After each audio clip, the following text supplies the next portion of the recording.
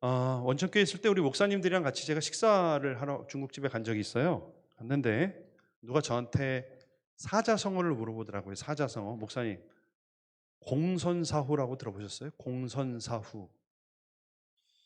그래서 공적인 일 먼저, 사적인 일 나중에. 그랬더니 아니랍니다. 함께 나오는 요리 먼저 먹고 개별적으로 시킨 건 나중에 먹는 게 공선사후래요. 네.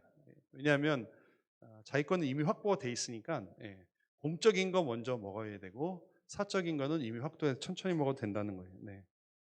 웃자고 한 얘기인데 또 목사들 또 먹는 거 밝힌다고 또. 네. 우리 삶의 우선순위는 뭘까요? 뭐 먼저 해야 될까요? 뭘 우선시해야 될까요? 급한 일 우선? 아니면 중요한 일 우선? 아니면 돈 되는 거 우선? 아니면 재미있는 거 우선? 어떤 게 우리의 삶의 우선순위입니까? 오늘 우리 빌립보서 말씀을 읽었는데 좀 배경이 있습니다. 바울은 천신만고 끝에, 아마 이 스토리 이 보드에 좀 나갔습니다. 천신만고 끝에 로마로 가게 됐어요. 당시 로마 시민은 재판을 받을 때 마지막으로 할 수 있는 하나의 특권이 있었는데, 그건 뭐냐면 황제 앞에서 재판을 받을 권리가 있었습니다. 어마어마한 권리죠. 그러니까 로마 시민은 재판 끝에 제일 마지막에 나 이거 당신 판결 못 믿겠다. 마음에 안 든다. 난 황제 앞에, 가이사 앞에서, 내가 시저 앞에서 판단을 받아야 되겠다 하는 그 권한이 있었어요. 사도 바울은 당시에 시민권이 있었기 때문에 로마 황제한테 재판을 받고자 했습니다. 그 이유는 공정하게 재판을 받고자 하는 이유도 있었지만, 사실은 바울 마음 가운데 그렇게 황제 앞에 섰을 때 그것을 이용해서 황제에게 복음을 전하고자 하는 마음이 있었어요. 그래서 황제에게 호소할 권리, 가이사에게 호소할 권리를 주장해서 로마로 압송이 됩니다.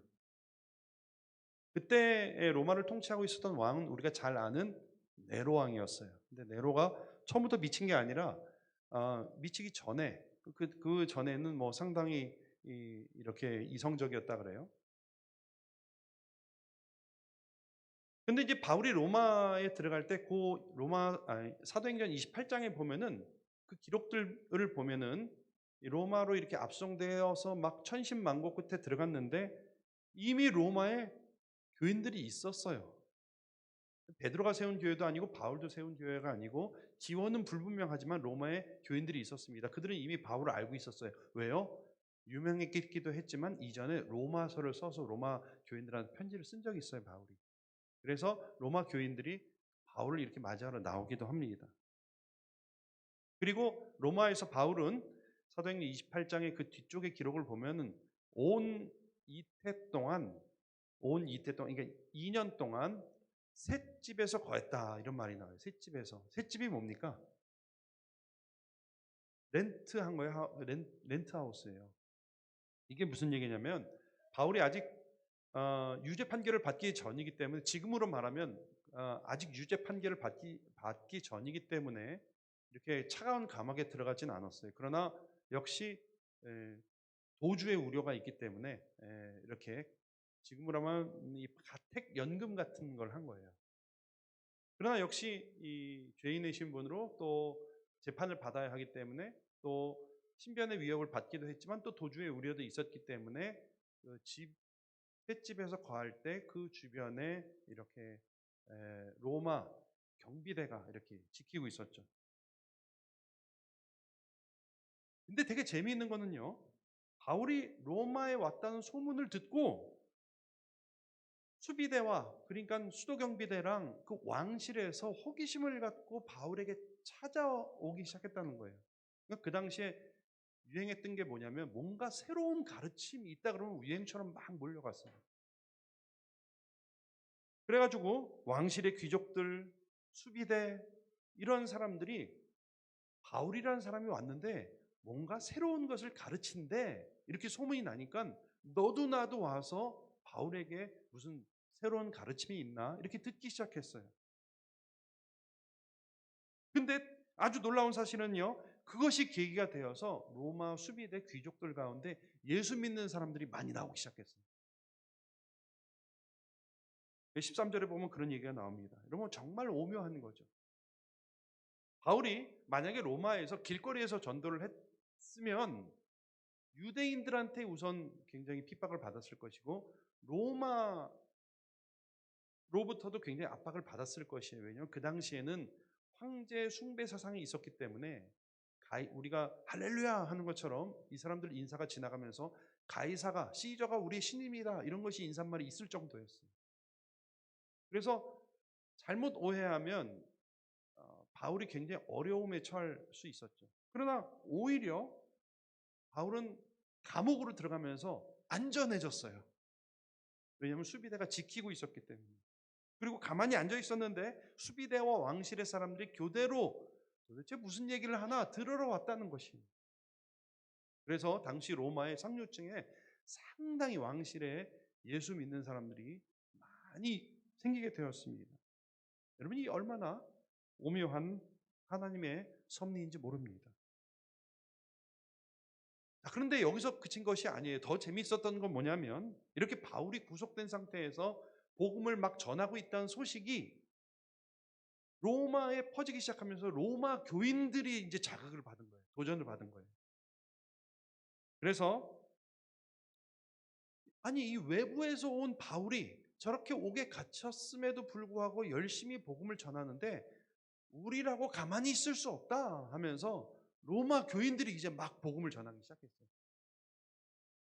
빌립보서 오늘 읽은 본문을 보면 다소 경쟁적으로 전한 것 같아요. 그래서 바울이 저렇게 전하는데 우리도 질 수 없다 하면서 막 열심히 복음을 전하기 시작했어요. 그래서 그 일이 계기가 돼가지고 바울이 갇힌 게 계기가 돼서 복음이 상류층뿐만 아니라 로마 시내에 굉장히 많이 복음이 편만하게 퍼지기 시작했습니다. 일부는 오늘 말씀을 잘 읽어보면 일부는 내가 이렇게 복음을 전하면 바울이 좀 어려워질 거다 이렇게 나쁜 마음을 품고 정치적으로 생각하면서 그렇게 복음을 전하는 사람도 있었던 것 같아요. 왜냐하면 바울이 복음을 전하다 잡혀왔기 때문에 우리가 복음을 막 전하면 바울이 좀 곤란해지겠다 하면서 나쁜 마음을 품고 그렇게 복음을 전하는 사람도 심지어는 있었던 것 같아요. 그러나 오늘 읽은 말씀 18절 말씀 보니까 바울은 그러면 어떠하냐? 경쟁으로 하든 외모로 하든 진심으로 하든 결국 그리스도가 전파되는 것 아니냐? 나는 그것으로 기쁘고 감사하다. 이렇게 얘기를 합니다. 이게 바울은 아주 기쁜 마음으로 로마의 상황을 적어서 지금 빌립보 교인들에게 편지를 한 내용이 오늘 읽은 본문이에요. 그러면 우리는 이런 바울의 개인의 형편과 빌립보 교회인들에게 쓴 편지에서 우리는 어떤 영적인 원리들을 발견할 수 있을까요? 자, 첫 번째 우리가 알 수 있는 사실은요. 바울은 자신의 형편보다는 복음의 진보를 기뻐했다는 것을 우리는 알 수가 있어요. 그 사실은 오늘로 우리가 우선적으로 어디에 가치를 둬야 하는지 말을 해주고 있습니다. PPT가 없어서 오늘도 따라하겠습니다. 자신의 형편보다는 복음의 진보에, 자신의 형편보다는 복음의 진보에 더 우선순위를 뒀던 것이에요. 저는 이 빌립보서를 읽으면서 혹은 바울서시를 읽으면서 바울의 그 마음을 읽어보려고 많이 애를 써봤어요. 사실은 굉장히 의기소침해 있을 수 있는 상황이에요. 비관하고 왜 이렇게 상황이 안 풀릴까? 하나님이 사명을 주셨거든요. 네가 로마에서도 복음을 전해야 할 것이다. 하나님이 소명을 주셨거든요. 근데 왔는데 감옥에 갇혀서 이렇게 굉장히 폭풍과 어려움과 죽음의 위협 끝에 천신만고 끝에 겨우 로마에 도착해서 지금 옥에 갇혀 있단 말이에요. 어쩌면 저는 이런 생각을 바울이 야심이 없었을까? 바울이라고 제국의 심장부에서 당시 많은 철학자들이 그 광장, 우리가 뭐 아고라 같은 광장 같은 데서 사람들 많이 모아 놓고 막 그 복음을 전하고 싶지 않았을까? 그런 생각을 좀 해 봐요. 그 웅변가들이 했던 것처럼 그 당시 그게 유행이었어요. 어떤 사람이 와서 철학자나 웅변가들이 와서 광장에서 이렇게 웅변을 하고 가르치면은 사람들이 쫙 모여 가지고 그것을 듣고 그것이 유행이었어요. 바울에게 그런 생각이 없었을까? 저는 생각을 해요. 어쩌면 그런 가운데 좀 멋있게 좀 복음을 전했으면 하는 생각을 안 했을까? 그러나 바울의 상황은 전혀 달랐죠. 갖은 모욕과 핍박 속에서 풍랑과 위험을 헤치고 겨우 목숨 하나 살아서 로마에 왔는데 그것도 감옥에 갇혔어요. 군사들이 지키고 있어요. 애초 바울의 가문과 배경과 학벌과 품었던 비전을 생각할 때 그 갭은 사실 너무 큰 거예요. 요즘 애들 말로 이 정도 되면 멘붕이 와야 돼요. 멘탈은 정말 무너지는 거예요. 그러나 바울은요, 자책하거나 혹은 자신의 형편이 나아지기를 위해서 그것을 기다리거나 그것을 추구하지 않았어요. 그리고 그의 관심은 복음 전파에 있었어요. 거기에 집중했습니다. 그리고 자신이 그런 처지에 있게 된 것보다는 오히려 그렇게 된 것이 복음 전파에, 복음의 진보에 이바지했다는 걸 생각할 때 그것을 기뻐했어요. 이처럼 바울의 우선순위는 항상 복음이 어떻게 전파되었느냐, 그것이 그의 관심사였다고 하는 것입니다. 복음의 진보, 이것이 오늘날도 우리가 우리 삶 가운데 우선으로 고려해야 하는 것이라고 말씀은 우리를 도전하고 있는 것입니다. 사람은요, 본능적으로 자신의 형편에 대해서는 굉장히 소중하게 생각하고 방어적이에요. 안정적인 환경, 보다 나은 처지를 구축하려고 해요. 그게 나쁜 건 아니에요. 그러나 그것이 최우선 고려될 때에 복음과 하나님 나라는 뒤로 한없이 밀리게 됩니다.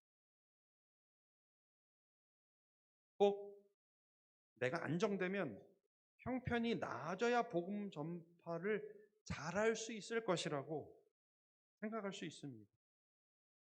그게 더 효과적인 거 아니에요? 이렇게 반문할 수 있습니다. 혹은 교회에 좀 전도 프로그램이 있었으면 좋겠어요. 이렇게 말씀하실지 모르겠습니다. 뭐 다 일리는 있습니다. 그러나 그런 것은 복음 전파의 조건은 아니에요. 우리가 복음을 증거하지 않는 것에 핑계가 될 수는 없습니다. 바울이요 나중에 유언을 해요. 유언과 같은 게 디모데 후서가 유서랑 같은 거예요. 거기에 보면요. 디모데에게 남긴 유언이 있어요. 그게 뭐냐면 때를 얻든지 못 얻든지 항상 복음을 전파하라는 것이에요. 때를 얻든지 못 얻든지. 그럼 복음 전파에는 적절한 때가 없어요. 그냥 때를 얻든지 못 얻든지 해야 되는 것이 우리의 사명입니다. 의무예요, 그것은.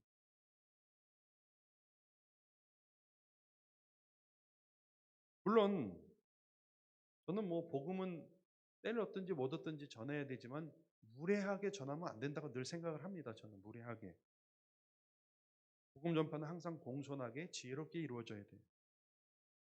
전에 있던 교회에서 제가 전도 훈련을 시키는데 어떤 집사님이 그때 집사님이 됐어요. 근데 처음에 예수 믿을 때 자기 굉장히 불쾌했다 이런 얘기를 해요. 뭐냐? 왜 그러냐? 그러니까 예수 믿기 전에 어떤 사람이 자기한테 너무 잘해줬다는 거예요. 잘해줘가지고 야, 이게 감사하다 막 했는데 나중에 알고 보니까 전도하려고 자기한테 그렇게 했다는 거예요. 그런 목적을 가지고 자기한테 접근한 거를 굉장히 불쾌했다. 그렇게 얘기를 하더라고요. 그래서 제가 이제 배부른 소리 하지 마라. 그것 때문에 구원받은지 아시라고 말씀을 드렸어요. 그러나 우리가 겸손하고 지혜롭게 전해야 돼요. 그렇죠? 복음을. 또 그러기 위해서 평소에 어떤 목적을 가지고 사람한테 접근하기보다는 뭐든 될 수 있으면 모든 사람과 화평하게 지내는 게 중요해요. 그렇죠? 평소에 사나운 이웃으로 소문났는데 예, 예수 믿으라 하면 믿겠어요? 예. 안, 안 가죠. 네. 그것 때문에 예수 안 믿죠. 평소에 참 매너 없다가 갑자기 활짝 웃으면서 교회 나오라고 하면 어떨 것 같아요? 근데 어쨌든 분명한 것은 전해야 된다는 거예요. 전해야 돼. 이거는 뭐 변함이 없어요. 거기에 지혜가 필요할 수도 있어요. 그러나 또 다른 뭐 전략이 필요할 수도 있어요. 근데 분명한 건 전해야 돼요. 때를 어떤지 못 얻든지 전해야 돼요. 누군가 전하는 사람이 있어야 교회에 나오는 겁니다. 요즘 불특정 다수에게 이 나눠져서 오지 않습니다. 이미 미국에선 연구를 했는데 심지어는 빌리그레암 집회에서 그때 예수 믿고 지금까지 교회 다니는 사람들 통계를 내보니까 그렇게 많지 않았어요. 심지어는. 그러면 어떤 사람들이 교회에 나오냐? 합한 사람들의 90% 이상이 지인을 통해서 교회에 나오게 됐다 그래요. 지인을 통해서. 그러니까 지인이 결국은 복음을 전하는 통로예요. 내 주위에 있는 사람들이 그 사람들에 대해서는 저희가 분명히 복음을 전할 책임이 있는 것이죠.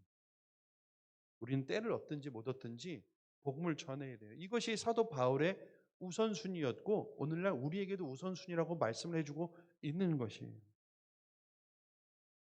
여러분 전도는 과연 우리에게 어떤 가치가 있습니까? 꼭 해야 하는 것은 알지만 애써 외면하고 있는 가치는 아닌지요. 과연 복음을 전하는 것은 우리 인생에 우리 신앙생활에 우선순위에 몇 위를 차지하고 있습니까? 아직도 전도는 유효한 큰 명령입니까 우리에게? 사도 바울은요 자신의 형편보다는 복음의 진보에 우선순위가 있음을 저희들에게 지금 말을 해주고 있는 것입니다. 둘째로 바울에게 있어서 내가 살고 죽는 것보다는 그리스도가 존귀하게 되는 것 이것에 바울의 관심이 더 있었고 그것이 바울의 우선순위였습니다. 따라해 봅시다. 받는 고난보다 네, 오늘 다들 컨디션이 좀 안 좋으신 것 같아요. 네. 받는 고난보다 그리스도가 존귀하게 네, 이것이 바울의 우선순위였어요. 바울의 관심은요 자신의 어떤 안정이 아니었어요. 그리스도가 존귀하게 되느냐 그것이 중요했어요. 당시 로마는요 이 민심을 동요시키는 것에 대해서 굉장히 철저하게 응징했습니다. 조금이라만 일이라도 용납하지 않았습니다. 게다가 바울은 까딱 잘못하면 아까 말씀드렸다시피 이게 지금으로 말하면 무슨 내란, 뭐 음모죄, 반란, 수괴죄에 해당하는 복음을 전파하고 있어요. 지금 예수가 왕이시다. 자기들은 가이사가 왕이다, 시저가 왕이다 이렇게 외치는데 예수가 왕이다 이렇게 외치고 있거든요. 그래서 까딱 잘못하면은 그냥 잡혀가서 죽을 수밖에 없는 상황이었어요. 그러나 바울은 그것보다도 내가 고난을 받든 죽든 여기에 관심이 있었던 것이 아니라 우리 20절 말씀 한번 보십시다. 나의 간절한 기대와 소망을 따라 아무 일에든지 부끄러워하지 아니하고 지금도 전과 같이 온전히 담대하여 살든지 죽든지 내 몸에서 그리스도가 존귀하게 되게 하려 한다. 이렇게 고백하고 있어요. 여러분, 우리 그리스도인들에게는 살고 죽는 문제보다 더 중요한 게 있어요. 그것은 그리스도가 존귀히 여김을 받느냐 하는 것입니다.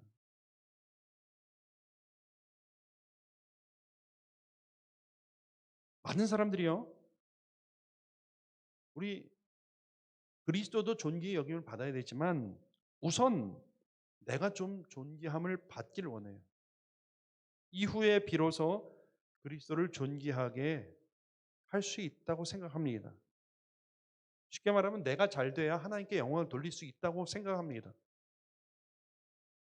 그러나 성경은 그렇게 말하고 있지 않아요.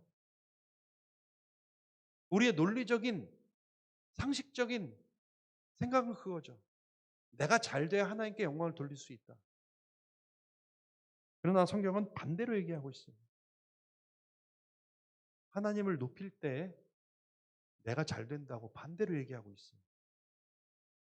여러분 이거 뭐 오해하진 마세요. 그럼 내가 하나님을 존중히 여길 때, 존귀하게 여길 때 그분이 나를 존귀하게 여긴다고 성경은 얘기하고 있어요. 사무엘상 2장 30절에 이런 말씀이 있죠. 나를 존중히 여기는 자를 내가 존중히 여기고 나를 멸시하는 자를 내가 경멸히 여기리라. 이게 honor라는 말을 썼어요. Those who honor me, I will honor. 나를 honor하는 사람을 내가 honor하겠다. 이렇게 얘기합니다. 저는 이 말씀을 참 좋아해요. 내가 하나님을 존귀하게 여기는 만큼 우리는 존귀 여김을 받는 거예요. 반대로 생각하지 마세요.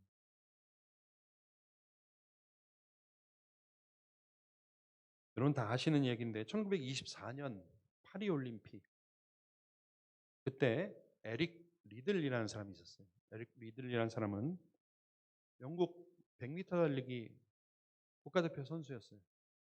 굉장히 탁월한 달리기 선수였기 때문에 나가면은 금메달을 딸 걸로 다들 기대했습니다. 근데 이 에릭 리들이 보니까 가만히 보니까 일요일에 시합이 있는 거예요. 그래서 포기했어요. 국가대표 되는 걸 포기했어요. 난리가 났죠. 예, 영국도 기독교적인 베이스가 있는 나라인데도 그건 상상할 수 없는 거예요. 온갖 비난과 예? 신문에 대서특필했어요. 다행히 친구와 그 육상협회 양보로 이 주종목이 아닌 그러니까 일요일 날 시합이 없는 다른 종목에 출전하게 돼 있어요. 400m, 200m를 출전하게 됐어요. 기적적으로 결승까지 올라갔습니다. 400m. 특히 여러분 아실 거예요. 100m랑 400m랑 굉장히 다른 거예요. 우리가 그냥 거리만 생각하는데 전혀 다른 훈련과 전혀 다른 준비를 해야 됩니다. 근데 400m에서 결승까지 올라갔어요. 결승까지 올라갔을 때 친구가 그에게 쪽지를 하나 줬어요.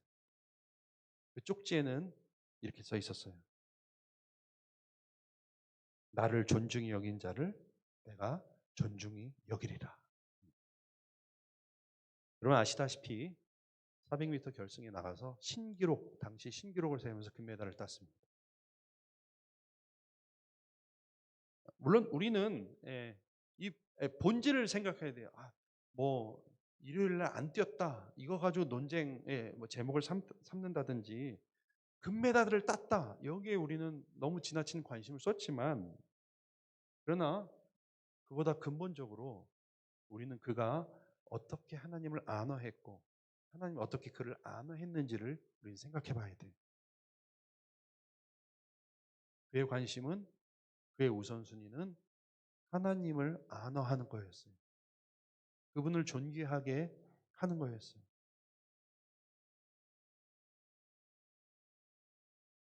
여러분 우리 스스로뿐만 아니라 여기 있는 우리 자녀들 잘못된 순서를 가르치면 안 돼요.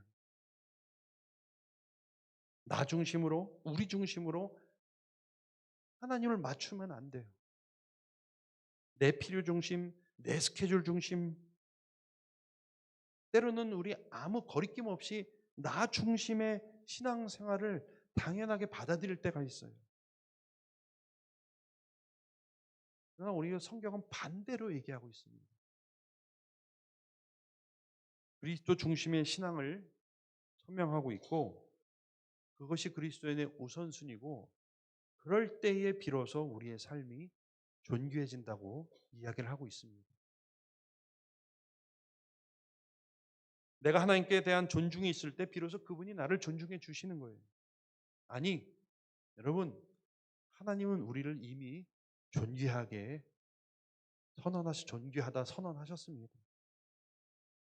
이제는 우리가 그분을 존귀하게 여기며 내가 사는 것, 죽는 것보다 그분이 존귀하게 되는 것을 우선시하며 살아야 하는 것입니다. 이것이 우리 삶의 목적이 되어야 하는 것이죠. 우리는 과연 얼마나 어떻게 하나님을 안어하고 있습니까? 우리 우선순위를 잘 돌아보는 이 시간 되었으면 좋겠습니다. 마지막으로 바울은 개인의 갈망보다는 공동체의 유익을 생각했습니다. 이것이 그의 우선순위였습니다. 오늘 23절 말씀 보니까 내가 그 둘 사이에 끼었으니 이 둘이 뭐냐?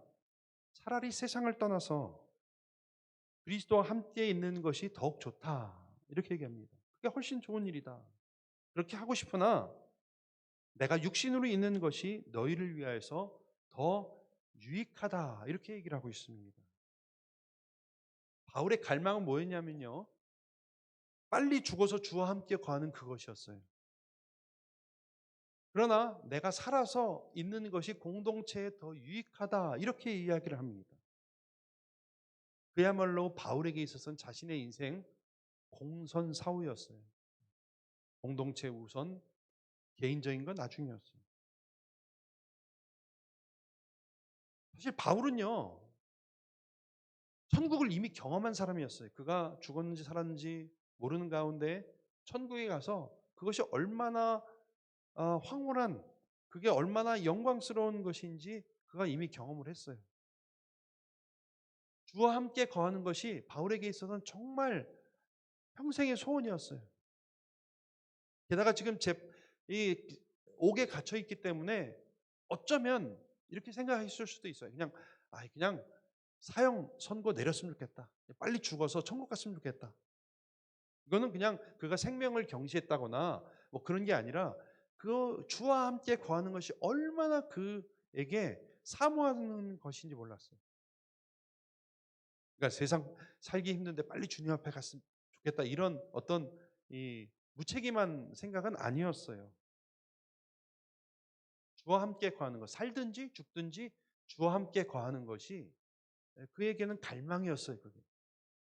그러나 오늘 말씀해 보니까 바울은요, 자신의 그런 거룩한 정당한 갈망이 있었음에도 불구하고 공동체의 유익을 생각하고 있습니다.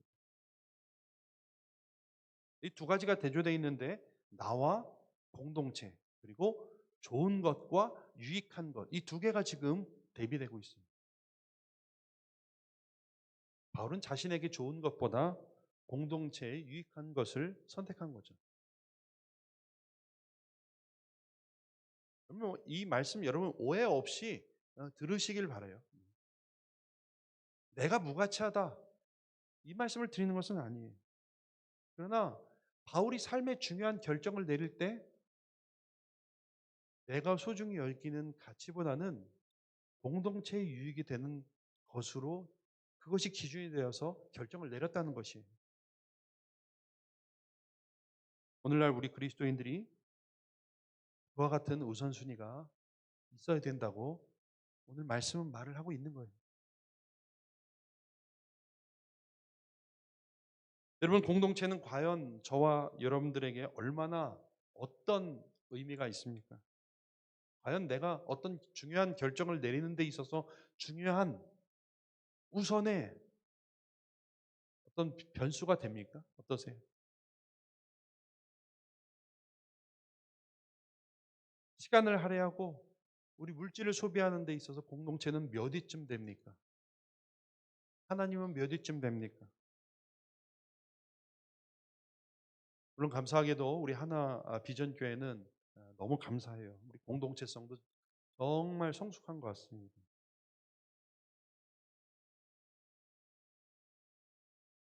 물론 세상에는 완전한 공동체는 없어요. 또 우리가 이렇게 순진하게 있다가 당하면 안 돼요. 네. 우리는 비둘기처럼 순전해야 되고 뱀처럼 지혜로워야 돼요.